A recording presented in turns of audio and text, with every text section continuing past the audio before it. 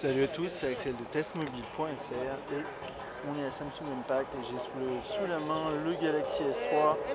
Alors il vient juste d'être annoncé, on a les specs ici, donc c'est un écran 4.8 pouces HD Super AMOLED, donc ça on savait plus ou moins, un processeur quad-core, 1,4 GHz, Android ACS, un appareil photo 8 mégapixels. Il peut filmer en 1080p, il y a pas mal de services intégrés, on aura l'occasion de les découvrir peut-être ce soir et dans tous les cas prochainement, S-Voice, S-Beam, etc. Nouveau All-Share, des nouveaux hubs et une batterie de 2100 mAh. Ça c'est quand même un point assez important. Alors on va voir cet appareil, il tient assez bien en main là, après là comme ça. Je le tiens là et je vais essayer de sortir mon Galaxy Nexus si j'arrive. Voilà. Il a l'air un tout petit peu plus grand, ouais voilà. Un tout petit peu plus grand que le Galaxy Nexus. Et ça me paraît assez normal avec cet écran plus grand, mais pas beaucoup plus. Donc ça c'est plutôt une bonne chose. Ok, on va aller faire un petit tour au niveau des boutons, l'ergonomie, tout ça, vu que j'en ai un sous la main, je ne vais pas le lâcher. Alors, on a quelques capteurs là-haut, classiques. Là, je pense que c'est une LED, mais je ne sais pas pourquoi elle est allumée. Bon, on aura l'occasion de vérifier tout ça. Il est très fin en main, c'est très plastique, comme d'hab, j'ai envie de dire chez Samsung, mais la sensation est bien meilleure que sur le S2. Là, on a le bouton physique et les boutons autour, voilà, sensibles. Là, ça doit être le micro USB. Ici on a le bouton on-off verrouillé déverrouillé classique, jack 3.5 et c'est tout. Il y a l'air d'avoir un second micro. Sur le côté le volume et c'est à peu près tout. À l'arrière l'appareil photo 8 mégapixels, le flash LED et ça a l'air d'être le haut-parleur. Ouais, il est assez petit. Donc c'est une coque qui fait penser plus à quelque chose de plus cheap puisqu'elle brille, elle prend bien les trois doigts comme ça. Mais au final, le rendu dans la main est bon. Et sur les tranches, on a une sorte de chrome, mais qui est en plastique, j'ai l'impression. Après, ce sera à confirmer lors de prise en main. Alors, on va regarder rapidement l'interface. On a un nouveau home screen, un nouveau lock screen, pardon, avec pas plus d'informations, des éléments qu'on peut sortir par le bas, avec des notifications ici qui apparaissent. Donc là, ici, c'est des actualités, il me semble. I'm gonna restart it. Yeah, first reboot. Donc ça nous permet de le reboot. On va attendre, on va voir combien de temps il met à booter, ok?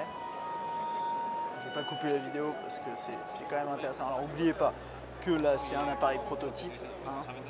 C'est normal, que là bon je sais pas ce qu'il nous a fait, mais il y a eu un petit plantage et on va attendre un petit peu qu'il reboot et on va commencer à regarder l'interface et puis après, alors voilà, here we go.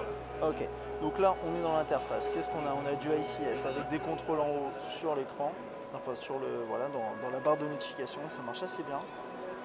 Comme vous le voyez, les bordures sont plutôt fines sur les côtés. On a le multitâche qui est comme ça, c'est du ICS avec un task manager ici qui a été légèrement remanié, mais là-dedans ça a l'air assez classique. Ok, alors qu'est-ce qu'on a? Des pages d'accueil qui défilent comme ça. Si je reste appuyé, je vais avoir ça qui s'affiche. Alors, on peut ajouter un home screen, on peut accéder, on peut modifier le wallpaper du lock screen. Alors, désolé, je découvre en même temps que vous. Home et lock screen, donc ça c'est pour tout ce qui est wallpaper. Ok, très bien. Ensuite, tac, ici on a Create Folder, donc on peut mettre un dossier. Là, on peut éditer l'emplacement des home screens et les supprimer. Très bien.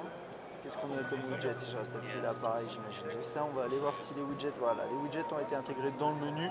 Donc comme sur le Galaxy Nexus, on a plusieurs widgets qu'on peut faire défiler, bien entendu.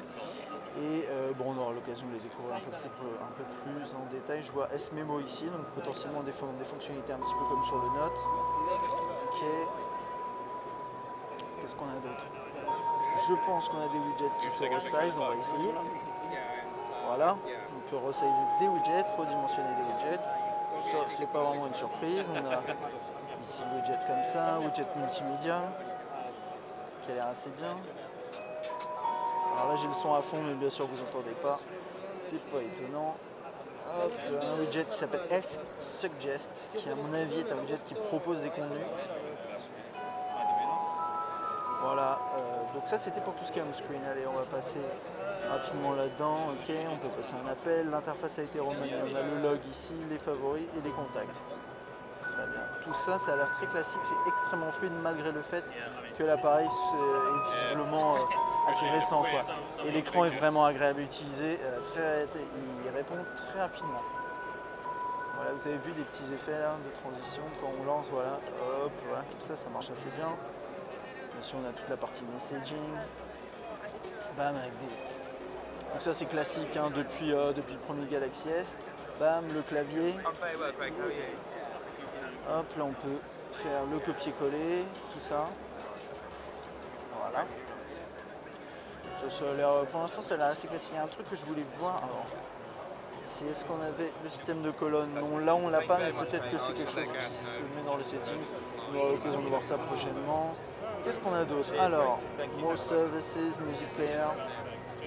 On va vite faire regarder l'interface. On a ça qui est plutôt nouveau, plutôt sympa. Les playlists, albums.